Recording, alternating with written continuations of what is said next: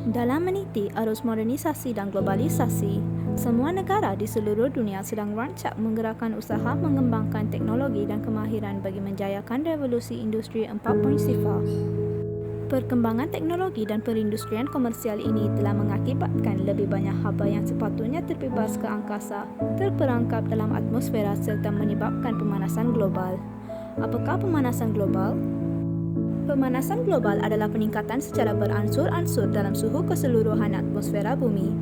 Fenomena ini berlaku disebabkan oleh kesan rumah hijau yang terjadi akibat peningkatan gas rumah hijau seperti karbon dioksida dan bahan pencemar lain. Kesan rumah hijau juga dikenali sebagai kesan rumah kaca ialah proses di mana sinaran dari atmosfera planet akan memanaskan permukaan planet tersebut kepada suatu suhu melebihi suhunya tanpa atmosfera. Kesan rumah hijau yang berlaku secara semula jadi di bumi amat penting untuk menyokong kehidupan.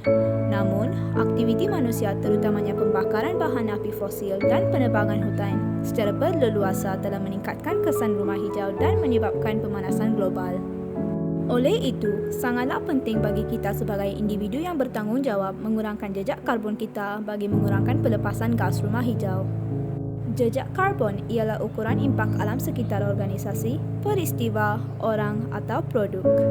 Ia mengukur jumlah pelepasan gas rumah hijau aktiviti atau kumpulan aktiviti yang diberikan untuk memberikan ukuran sejauh mana aktiviti-aktiviti ini menghasilkan pelepasan yang berbahaya dan oleh itu menyumbang kepada pemanasan global. Jejak karbon ini boleh dibahagikan kepada dua, iaitu jejak karbon primer dan jejak karbon sekunder. Jejak karbon primer ialah jejak karbon yang dihasilkan daripada proses pembakaran langsung bahan bakar fosil. Contohnya, penggunaan kenderaan bermotor. Jejak karbon sekunder pula ialah jejak karbon yang dihasilkan dari proses kitaran produk yang digunakan dari pembuatan sehingga penguraian. Satu contoh jejak karbon sekunder ini ialah produk yang digunakan atau dimakan setiap hari.